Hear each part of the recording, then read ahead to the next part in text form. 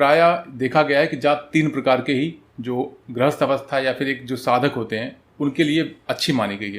कुछ टाइम के बाद जब आप 11 माला तक मानसिक जाप करने लगेंगे तो आपका कंसंट्रेशन बहुत ही ज़्यादा अच्छा हो जाता है और आज्ञा चक्र पे ही आपको क्लियर दिखता है, जिसके द्वारा आप अपनी थर्ड आई भी एक्टिवेट कर सकते हैं कि आप संकल्प लीजिए कि मैं इतनी माला डेली का जाप करूंगा और वो संकल्प आप पूर्ण करिए। क्योंकि साधना का मतलब ये होता है कि एक एम आप सेट करते हैं और उस एम को प्राप्त करने के लिए आप अपने ईष्ट की कृपा के द्वारा प्रातः काल में जब आप मंत्र जाप करते हो तो आपकी माला यहाँ होनी चाहिए, मीन्स नसिका के पास होनी चाहिए। जब आप मध्य काल में मतलब दोपहर में मंत्र जाप करते हो तो इसमें एक साधक एक स्त्री के साथ नग्न अवस्था में जब वो एक बंद रूम में मंत्रोच्चार करता है और उसकी चित्त कहीं भी कंसंट्रेशन उसका डिस्टर्ब नहीं होना चाहिए। माला तीन प्रकार के देखने को मिलती है। पहली होती है हमारी करमाला, दूसरी होती है वर्णमाला और तीसरी होती है हमारी मणिमाला। किस देवी के लिए कौन सी माला उचित रहती है, किस देवी या किस देवता के लिए कौन सी माला बहुत ही फलदायी रहती है, अगर आप उससे मंत्र जाप करेंगे तो आप किस जो माला होती है उसको लेकर सिद्ध करने की कोशिश करते हैं तो पहले उसका पूजन करके करते हैं तो वो दोष जो होता है वो माफ हो जाता है। अगर हम वशीकरण मंत्र की बात करें सिद्ध करने के लिए तो साधक का मुख पूर्व की ओर होना चाहिए। अगर हम मारण की बात करें तो भगवान शंकर को कभी भी केतकी या कुंद का जो पुष्प होता है उसे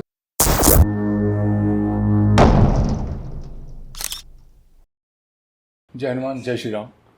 सो आज हम बात करेंगे साधना की। मंत्र साधना में जो जो चीज़ें रिक्वायरमेंट होती हैं, चाहे वो माला हो, चाहे वो आसन हो, या शास्त्र क्या कहते हैं, या किस तरह आपको मंत्र का पालन करना चाहिए, किस तरह मंत्रोच्चार करना चाहिए, कौन कौन सी चीज़ें होती हैं जिससे एक साधक को हमेशा अपने दिमाग में रखना चाहिए ताकि उसकी जो साधना है, जो उसका एफर्ट है, उसका बेस्ट रिजल्ट उसको मिल सके। सो साधना होता क्या है? साधना का सिंपल सा मतलब होता है कि किसी एक एम की तरफ, मतलब जब आप एक संकल्प करते हो तो उस संकल्प को पूर्ण करने के लिए जो आपकी चेष्टा होती है, जो आपका एफर्ट होता है, उसकी तरफ कंसिस्टेंटली लगातार बढ़ना, एफर्ट करना, उस लक्ष्य की प्राप्ति को साधना कहते हैं। और इसी तरह सिद्धि भी होती है। सिद्धि मतलब होता है किसी संकल्पित चीज़ को अपने मेहनत के द्वारा, अपने एफर्ट्स के द्वारा सिद्ध कर लेना, मतलब प्राप्त कर लेना ही सिद्धि कहलाती है। विज्ञान भैरव तंत्र में दो प्रकार की अवस्थाएं बताई गई हैं मंत्र की। पहली होती है जो चित्त युक्त अवस्था होती है और दूसरी होती है जो ध्वनि युक्त अवस्था होती है। हम सभी जानते हैं चित्त युक्त अवस्था मतलब हमारा चित्त, एक तरह से आप मन कह सकते हो। चित्त युक्त अवस्था जो मंत्र की होती है वो वह होती है जिसका उच्चारण हम मन में करते हैं, जो कि अगर आपके सामने कोई बैठा है वो समझ नहीं सकता या वो आपको देख के नहीं बता सकता कि आप किसी मंत्र का उच्चारण कर रहे हैं। और ध्वनि युक्त अवस्था होती है जिसमें साधक ध्वनि के साथ उस मंत्र का उच्चारण करता है, उसे ध्वनि युक्त अवस्था कहते हैं, जो कि विज्ञान भैरव तंत्र में क्लियरली मेंशन किया गया है। जैसे कि मैंने पहले अपने वीडियो में बता रखा है कि जाप कितने प्रकार के होते हैं।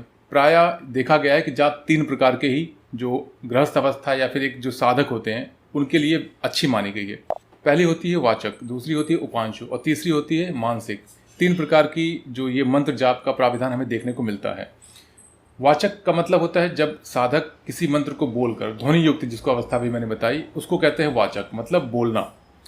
जो उपांशु जाप होता है उसमें साधक के मुख से ध्वनि नहीं निकलती, लेकिन एक हल्की फुसफुसाहट की आवाज़, उसके कह लीजिए कि उसके मन में ही उसका एक उच्चारण निकलता है। जिस तरह मैं आपको एग्जाम्पल बताता हूँ, अगर कोई साधक इस तरह माला पकड़ता है और वो उपांशु जाप करता है तो केवल इस तरह से होता है। तो केवल जो लिप्स होते हैं उसका मूवमेंट होता है।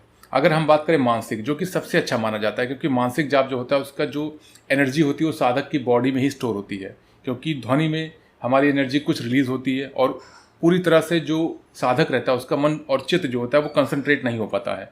तो इसलिए मैं जितने भी मेरी यूट्यूब फैमिली के हैं जो साधक हैं उनको मैं हमेशा रिकमेंड करता हूँ कि आप हमेशा मानसिक जाप करिए। शुरुआत में आपको प्रॉब्लम होगी तो आप अगर 3 माला एक दिन में करते हैं तो एक माला का पूरा प्रयत्न करिए केवल मानसिक जाप हो, जिसमें कि आपका जो कंसंट्रेशन, जो चित्त हो, वो पूरी तरह से आपके आज्ञा चक्र पर कंसंट्रेट रहे और आप मंत्रोच्चार करते रहिए। कुछ टाइम के बाद जब आप 11 माला तक मानसिक जाप करने लगेंगे तो आपका कंसंट्रेशन बहुत ही ज़्यादा अच्छा हो जाता है और आज्ञा चक्र पर ही आपको क्लियर दिखता है, जिसके द्वारा आप अपनी थर्ड आई भी एक्टिवेट कर सकते हैं। आपकी कुंडलिनी बहुत जल्दी उठ जाती है इस पद्धति से। बहुत सारे साधकों को देखा है कि जब वो जाप करते हैं तो हाथ में माला लेके वो कभी इधर देखेंगे, कभी उधर देखेंगे। जब आप मंदिर के सामने बैठते हो, जो कि बेस्ट माना जाता है आपके घर के लिए अगर आप गृहस्थ हैं तो, वरना जो बेस्ट जाप माना जाता है वो गौशाला या देवालय में माना जाता है, शिवालय कह सकते हो आप। तो जब आप अपने मंदिर के सामने बैठते हो, दीप प्रज्वलित करके, अपने ईष्ट, कुलदेवी, कुलदेवता सबको प्रणाम करके, तो आपका ध्यान जो है वो, आप अगर आइज क्लोज करते हो तो केवल आपका ध्यान जो होता है वो आपके आज्ञा चक्र पर ही होना चाहिए। अगर आप आइज ओपन करते हो तो अपने ईष्ट की केवल फोटो या फिर जो आपकी विग्रह या मूर्ति है आप उसको देखिए और केवल उसी पे कंसंट्रेट करके आपकी माला का जाप कॉन्टिन्यूसली चलना चाहिए। आप ऐसे नहीं कि कभी माला देख रहे हैं, कभी सुपारी या वो रखी उसको घुमा रहे हैं, फिर इधर देख रहे हैं, उधर देख रहे हैं। हमेशा जब आप मंत्र जाप करिए आपका कंसंट्रेशन या तो आपके ईष्ट पर होना चाहिए, उसकी जो भी मूर्ति है आप देखिए किस तरह से उनकी आंखें हैं, किस तरह से तिलक लगा हुआ है, उनके हाथ में अस्त्र क्या है। तो इस तरह के जो मूवमेंट आप देखते हैं तो ये आंखों के द्वारा भी उनकी एक सेवा मानी जाती है कि आप उनके भाव को ग्रहण कर रहे हैं। तो हमेशा आप यह प्रयत्न करिए कि जब आप मंत्र जाप करते हैं तो आपका कंसंट्रेशन या तो आपके आज्ञा चक्र पर हो, अगर आईज आपके ओपन है तो केवल आपके ईस्ट पर ही वो ध्यान होना चाहिए। मेरे पास बहुत से ऐसे कमेंट आते हैं जहाँ पर कहा जाता है कि मैंने संकल्प नहीं लिया कि कितने माला का जाप करना है या कैसे, क्या इसका फल नहीं मिलेगा। अगर हम देखें तो शास्त्रों में भी, वेदों में भी इस चीज़ का वर्णन हमें देखने को मिलता है कि हमेशा जब आप संकल्प लेके एक निश्चित माला या जिस भी आप चीज़ का संकल्प लेके करते हैं कार्य, तो आपकी इष्ट की कृपा आपके ऊपर बहुत अच्छी होती है और उसका फल आपको अच्छा मिलता है। और अगर आप बिना संकल्प के, बिना किसी निश्चित या तय माला के आप जाप करते हैं तो उसका फल उतना फलदायी नहीं होता है। तो हमेशा आप कोशिश करिए कि आप संकल्प लीजिए कि मैं इतनी माला डेली का जाप करूँगा और वो संकल्प आप पूर्ण करिए, क्योंकि साधना का मतलब ये होता है कि एक एम आप सेट करते हैं और उस एम को प्राप्त करने के लिए आप अपने ईष्ट की कृपा के द्वारा पूरी कोशिश करते हैं। एक चीज़ और मैंने शेयर की हुई जो कि बहुत इंपॉर्टेंट है, शास्त्रों में या फिर जो साधक होते हैं, गौरी होती है, इस चीज़ का बहुत ध्यान देते हैं। अगर आप मंत्र साधना कर रहे हैं तो इसका आपको ध्यान देना बहुत ज़रूरी है। जब आप मॉर्निंग में या आप कह लो प्रातः काल में जब आप मंत्र जाप करते हो तो आपकी माला यहाँ होनी चाहिए, मीन्स नसिका के पास होनी चाहिए। जब आप मध्यकाल में मतलब दोपहर में मंत्र जाप करते हो तो आपकी जो माला वो हृदय के पास होनी चाहिए। और जब आप सायंकाल मतलब शाम को या इवनिंग को मंत्र जाप करते हैं तो आप नाभि के पास माला रख सकते हैं, लेकिन इस चीज़ का ध्यान दें कि वो माला ना तो भूमि पर टच हो, ना ही आपके पैरों के पास टच हो। अगर पैर पर भी आपको रखना ही पड़ता है तो एक कोई साफ़ सुथरा कपड़ा रखिए, कंबल रखिए या फिर जो भी इस तरह के वस्त्र रखिए जो कि साफ़ हो, उस पर आप रख के इस तरह से आप जाप कर सकते हैं। इसका भी प्राविधान मिलता है और आपको फॉलो करना चाहिए अगर आप बेस्ट रिजल्ट चाहते हैं मंत्र जाप या मंत्र साधना का। मंत्र शास्त्र में हमें पिटिकाओं का उल्लेख मिलता है। ये बहुत ही गहन ज्ञान है जो कि मैं आपको देने जा रहा हूँ कि पिटिका होती क्या है। पिटिकाएँ प्रायः 3 प्रकार की मानी जाती है जो कि मंत्र शास्त्र में बहुत ही उल्लेख मिलता है, स्पेशली तंत्र शास्त्र में इसका बहुत अच्छा वर्णन देखने को हमें मिलता है। पहली पिटिका शव पिटिका होती है। शव पिटिका मतलब होता है कि साधक जो होता है वो कलेवर पर, एक तरह से आप कह सकते हो लाश, उसके ऊपर बैठकर या उसके अंदर वो जाकर मंत्र साधना करता है। इसकी कई डिटेल्स मैं आपको नहीं शेयर कर सकता, तो इसे एक आप ओवरव्यू समझिए कि जो शव पीठिका होती है उसको इस तरह से जाप किया जाता है कि कलेवर के ऊपर बैठकर साधक मंत्र जाप करता है। दूसरी होती है अरण्य पीठिका। अरण्य पीठिका का प्राय देखा गया शमशान के आसपास है, जहाँ पर शांति हो, जहाँ पर एक कह लो कि कोई आता जाता ना हो, जब वहाँ पर कोई साधक बैठ के मंत्रोच्चार करता है, मंत्रोच्चार करता है, तो उसको हम अरण्य पीठिका कहते हैं। जो सबसे टफ मानी जाती है, जो मंत्र साधना में सबसे उच्च कोटि की साधना मानी जाती है, वो साधक करते हैं जो कि मोह माया से परे हो चुके हैं। और कोई भी गुरु इस पीठिका का दीक्षा तभी देता है जब उसे लगता है कि हाँ, यह साधक जो है वो सिद्ध हो चुका है। इसे श्याम पीठिका कहते हैं। श्याम पीठिका का उल्लेख बहुत ही अच्छा देखने को मिलता है और बहुत ही कम साधक हैं जो कि इस पीठिका को कंप्लीट कर पाते हैं या इस साधना को कंप्लीट कर पाते हैं। इसमें होता क्या है, एक साधक कई वर्षों तक मंत्र जाप करता है और अपने चित्त को, अपने मोह माया या अपने इंद्रियों को वो पूरी तरह से वश में कर लेता है। और जब गुरु को लगता है कि उसने इस कार्य को पूर्ण कर लिया है, तब वो इस पीठिका की उसको दीक्षा देता है। इसमें एक साधक एक स्त्री के साथ नग्न अवस्था में जब वो एक बंद रूम में मंत्रोच्चार करता है और उसकी चित्त कहीं भी कंसंट्रेशन उसका डिस्टर्ब नहीं होना चाहिए, तो इस तरह की जो साधनाएं होती हैं उसे हम लोग श्याम पीठिका कहते हैं, जो कि एक उच्च कोटि की साधना मानी जाती है, जो कि हर किसी के लिए पॉसिबल नहीं है। और इसको करने के बाद जो इंसान होता है उसका शरीर अपने आप में मंत्र हो जाता है। मंत्र संस्कार शास्त्रों में अगर हम देखें तो हमें माला 3 प्रकार की देखने को मिलती है। पहली होती है हमारी करमाला, दूसरी होती है वर्णमाला और तीसरी होती है हमारी मणिमाला।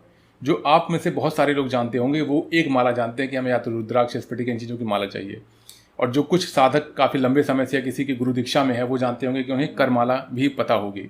सो करमाला का सिंपल सा मतलब होता है कि जब उंगलियों पर हम माला का एक गिनती गिनते हैं, 108 का काउंटिंग या फिर जो भी उनको गिनना रहता है, वो हाथों के द्वारा कर मतलब जब हाथों के द्वारा उस मंत्र का काउंटिंग 108 के लेके, उसकी एक अलग पद्धति होती है जिसमें आपकी उंगलियां इस तरह से जुड़ी होनी चाहिए, हथेली थोड़ी सी इस तरह से बेंड होनी चाहिए। बहुत सारे लोग ऐसे करते हैं करमाला, इस तरह नहीं होता, या तो आपके हाथ ऐसे जुड़े हों और थोड़ी सी बेंड होनी चाहिए।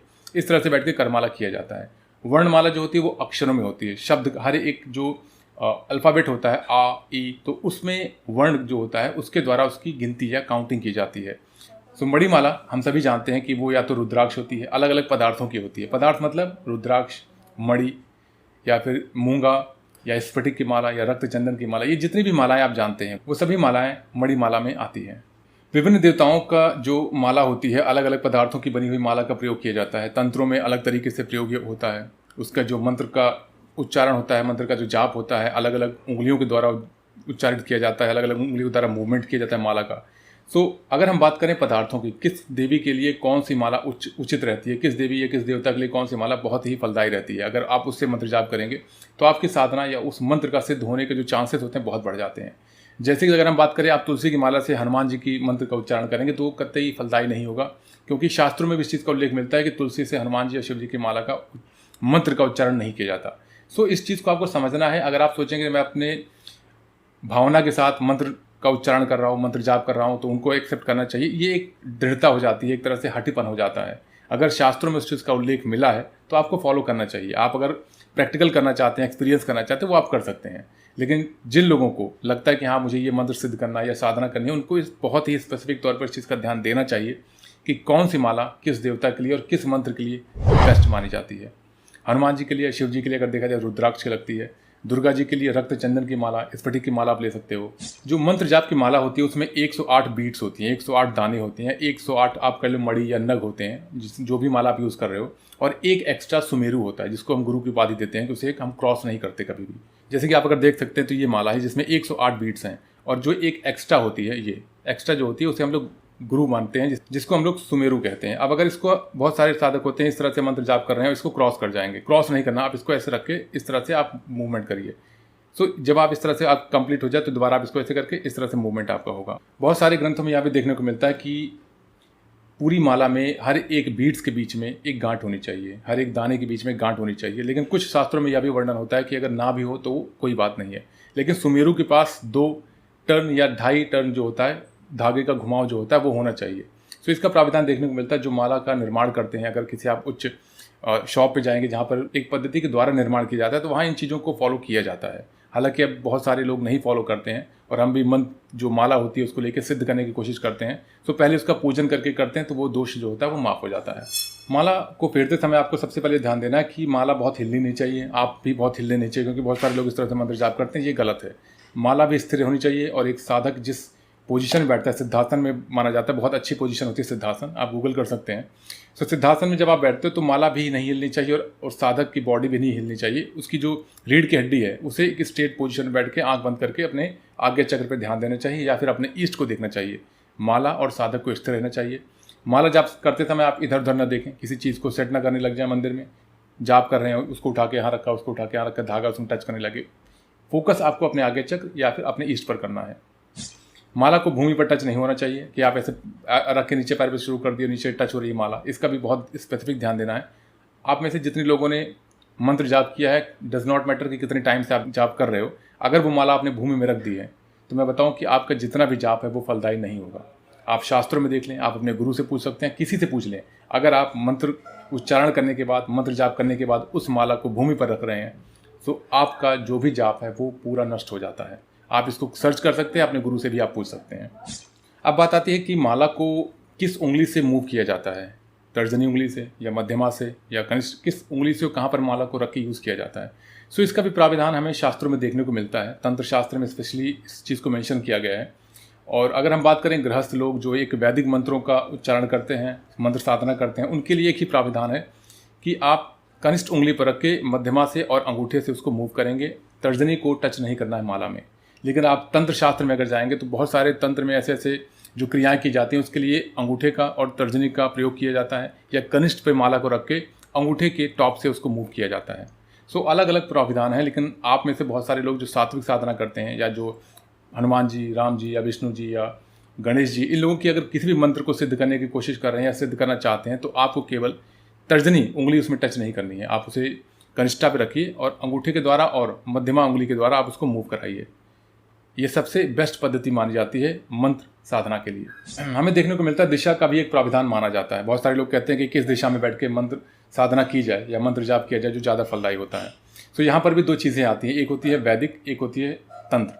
अगर आप वैदिक पद्धति से चलते हैं, आप वैदिक मंत्र की साधना कर रहे हैं, वैदिक मंत्र को सिद्ध कर रहे हैं, जैसे ओम हम हनुमते नमः, ओम गम गणपताय नमः, ओम राम रामाय नमः, ओम दुम दुर्गाय नमः, तो इस तरह के जो मंत्र हैं अगर आप करते हो तो आपको केवल पूर्व दिशा में बैठ के ही इस मंत्र का उच्चारण करना है या फिर मंत्र साधना करनी है। लेकिन अगर आप तंत्र शास्त्र में जाते हैं, आप मारण, मोहन, स्तंभन या उच्चाटन के लिए किसी मंत्र को सिद्ध करते हैं, तो इस तरह के मंत्र को अलग अलग पद्धति से अलग अलग डायरेक्शन में फेस करके सिद्ध किया जाता है। अगर हम वशीकरण मंत्र की बात करें सिद्ध करने के लिए, तो साधक का मुख पूर्व की ओर होना चाहिए। अगर हम मारण की बात करें तो दक्षिण की ओर मुख करके ही साधक उस मंत्र को सिद्ध करता है। धन प्राप्ति के लिए जब लक्ष्मी की साधना की जाती है तो पश्चिम की ओर साधक का मुख होना चाहिए। समस्त शुभ कार्य जो भी आप अगर किसी वैदिक मंत्र करें, अनुष्ठान कर रहे हैं कुछ भी, तो आपका मुख पूर्व की ओर होना चाहिए। सो अगर जिनको नहीं पता वो कंफ्यूज है, सबसे बेस्ट आप पूर्व की ओर मुख करके मंत्र साधना, पूजन, अनुष्ठान कुछ भी शुरू कर सकते हैं। पूर्व दिशा सबसे अच्छी मानी जाती है साधकों के लिए।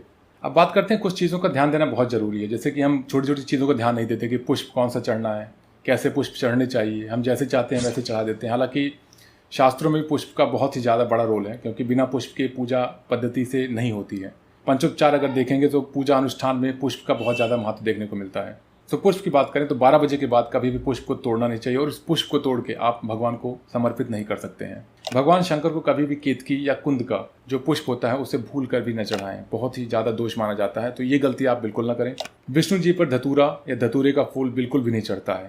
देवी पर आग का फूल, आग मतलब जो एक आप कह सकते हो, कुछ जगह पर उसे शायद मदार कहते हैं, तो उसका पुष्प देवी पर नहीं चढ़ता है। और सूर्य पर तागर का जो पुष्प होता है उसको नहीं चढ़ाना चाहिए। जैसे हम जल चढ़ाते हैं तो तागर अगर होता है कि कोई भी पुष्प है उसमें हम जल में डाल के जो मॉर्निंग में जल दिया जाता है सूर्य जी को, तो वो तागर का पुष्प नहीं होना चाहिए गलती से भी। अब बात करते हैं किस देवता को कौन सा पुष्प सबसे ज़्यादा प्रिय है। हालांकि सारे देवताओं को नहीं बता सकते, लेकिन जो मेन है जो सभी के लिए, लक्ष्मी जी, तो लक्ष्मी जी को कमल का पुष्प बहुत ज़्यादा प्रिय है। आप अगर उनको कमल का पुष्प फ्राइडे को चढ़ाएंगे या फिर एक स्पेसिफिक डे जो होता है, अगर आप उस दिन उनको समर्पण करते हैं, पूजा पाठ अच्छे से करते हैं, तो आपको उसका बहुत अच्छा रिजल्ट देखने को मिलता है। सो विष्णु जी को तुलसी, मालती, गुलाब, कनेर और कमल का पुष्प बहुत ज़्यादा प्रिय है। अब सावधानी की बात यह है कि जब भी आप पुष्प अर्पण करें किसी भी देवी देवता को, तो वो पुष्प उल्टा नहीं होना चाहिए। अगर आप देखेंगे तो कई ये कह सकते हैं आपके मंदिर में बहुत सारे पुष्प उल्टे होते हैं। जब आप पुष्पांजलि देते हैं वहाँ पर पुष्प उल्टा अगर हो तो दोष नहीं होता, लेकिन आप जब पुष्प चढ़ाते हैं देवी देवता को अपने मंदिर में, पुष्पांजलि नहीं, जब आप चढ़ाते हैं अपने हाथ से, तब वहाँ पर पुष्प को सीधा ही चढ़ाना चाहिए। तो बहुत सारे साधक ऐसे भी होते हैं जो कि पूरी तरह से विकसित पुष्प ना हो उसको भी वो चढ़ा देते हैं, कली जिसको कहा जाता है। तो इस चीज़ का आप ध्यान रखें कि देवताओं को केवल चंपा की जो कली होती है केवल वही चढ़ती है। इसके अलावा कोई भी पुष्प अगर अविकसित है उसको भूल कर भी देवताओं पर न चढ़ाएं। विकसित पुष्प का ही प्राविधान है देवताओं पर चढ़ाने का, क्योंकि वो दोष माना जाता है कि अगर आप किसी कली को तोड़कर वहाँ पर चढ़ाते हैं वो दोष में आता है। तो जब पुष्प पूरा विकसित हो उसी को आपको चढ़ाना है। अब बात करते हैं आसन की। तो आसन कैसा होना चाहिए, किस प्रकार होना चाहिए, किस साधना के लिए कौन सा आसन बेस्ट माना जाता है, साधक किस तरह के आसन पर बैठ सकते हैं, किस तरह के आसन पर नहीं बैठ सकते हैं। सो ब्रह्म पुराण के अनुसार अगर देखा जाए तो जो सबसे अच्छा आसन माना जाता है वो कुश आसन माना जाता है। कुश का जो आसन बना रहता है वो सबसे अच्छा आसन माना जाता है। या फिर लाल ऊनी कंबल, जो लाल ऊन के जो कंबल या आसन बने होते हैं वो सबसे बेस्ट माने जाते हैं। आप सभी साधकों को मैं रिकमेंड करता हूँ या तो कुश का आसन लें या फिर लाल कंबल या लाल ऊन का आसन लें, और किसी आसन की तरफ आप सोचें ना। आसन कटा पिटा नहीं होना चाहिए, आसन में छिद्र नहीं होना चाहिए। अब बहुत सारे लोग ये कमेंट कर सकते हैं कि मेरे आसन में छिद्र है या बहुत टाइम से मैं जाप कर रहा हूँ उस आसन पर, तो क्या मैं इसको हटा दूँ या धुल दूँ।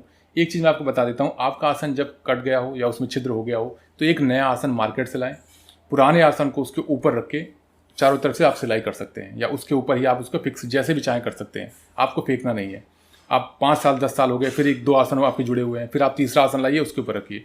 आसन को आपको नहीं फेंकना है। आप धुल सकते हैं मंथली या 2 और 6 मंथ्स में आप धुल सकते हैं, लेकिन आसन जो आप मंत्र जाप जिस आसन पर करते हैं वो सिद्ध हो जाता है। भूल कर भी उस आसन को आप फेंकेंगे नहीं। अगर आप भूमि पर बैठकर साधना करते हैं, मंत्र जाप करते हैं, तो आप कहीं ना कहीं दुखों को निमंत्रण दे रहे हैं। अगर आप बांस के आसन पर बना के बैठते हैं, जैसे कि विलेज में देखा गया है कई जगह पर, तो आप दरिद्रता को न्योता देते हैं, दरिद्रता को बुलाते हैं। मंत्र जाप उससे कोई फलदायी नहीं होता है। पत्थर के आसन पर बैठने से देखा गया है कि स्किन रोगों की चांसेस बहुत ज़्यादा बढ़ जाती है, कुष्ठ रोग जिसको कहा जाता है। लकड़ी के आसन पर अगर आप बैठते हैं तो दुर्भाग्य को आप न्योता देते हैं, क्योंकि लकड़ी के आसन पर कभी भी साधक को नहीं बैठना होता है, वो दुर्भाग्य की निशानी मानी जाती है। आप शास्त्रों में देख सकते हैं, आप किसी आचार्य से पूछ सकते हैं। जितनी भी जानकारी है बहुत ही डीप गुरु के द्वारा और कुछ शास्त्रों से उठाई गई जानकारी है। आप इसको जरूर से जरूर फॉलो करें, क्योंकि ये चीज़ें मैं पिछले 2 साल से फॉलो कर रहा हूँ, बहुत ही ज़्यादा फलदायी हैं। जो मैं वही चीज़ें आपसे शेयर करता हूँ जो मैंने किया है, क्योंकि बहुत सारे मेरे पास कमेंट आते हैं कि 10 महाविद्या की साधना बता दीजिए, 10 महाविद्या। तो जो चीज़ें मैंने सुनी है या अपने जो गुरुओं से या अपने जो साथ के साधक हैं उनसे सुना है, वो चीज़ें मैं शेयर नहीं करता तब तक जब तक मैं उसको पर्सनली ना एक्सपीरियंस कर लूँ। मेरे जब गुरु मुझे इस चीज़ का दीक्षा देते हैं या मुझे बताते हैं या कहीं से मुझे लगता है ये चीज़ें बेस्ट है, मैं उसको अपने ऊपर प्रैक्टिकल करके देखता हूँ। जब चीज़ें लगती हैं हाँ बेहतर हैं, वो चीज़ें मैं शेयर करता हूँ। अगर आप बहुत हेल्थ से परेशान हैं और आप मंत्र साधना कर रहे हैं या अपने ईष्ट की पूजा अर्चना कर रहे हैं, तो वहाँ पर आपको कुश का आसन लेना चाहिए। आपकी अगर हेल्थ डाउन है तो कुश के आसन पर अगर आप साधना करते हैं तो बहुत ज़्यादा फलदायी होता है। सम्मोहन या वशीकरण के लिए जो आसन आता है उसको रिकमेंड नहीं करता मैं, हालांकि चर्म का होता है वो। किसी की जानवर की अगर चमड़ी के आसन का बनता है वो मैं रिकमेंड करता भी नहीं, ना मैं से आपको बताऊँगा, क्योंकि वो चीज़ें पर्सनली मुझे भी पसंद नहीं है कि वशीकरण या मारण मोहन उच्चाटन या शमशान जो साधनाएँ होती हैं वो चर्म के आसन बनाया जाता है, चर्म का उस पर किया जाता है, तो वो चीज़ें मैं आपसे शेयर भी नहीं करूँगा। जैसे कि मैंने दिशाओं के लिए बताया, तो जो भी अच्छे कार्य होते हैं उसके लिए पूर्व का, अगर आप पितरों के लिए कोई भी कार्य कर रहे हैं, अनुष्ठान कर रहे हैं, तो दक्षिण मुख आपको होके करना चाहिए।